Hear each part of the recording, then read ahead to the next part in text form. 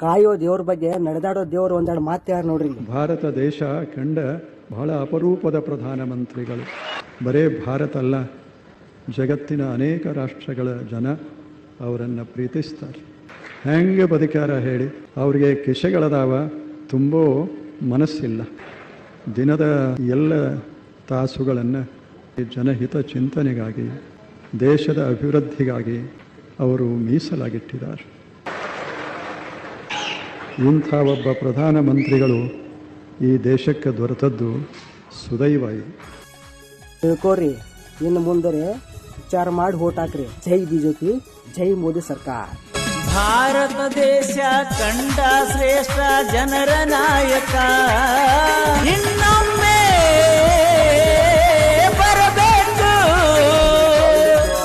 ಜನರ ನಂಬಿಕೆಗೆ ಮೋದಿಜಿ ಮತ್ತೊಮ್ಮೆ ಬರಬೇಕು.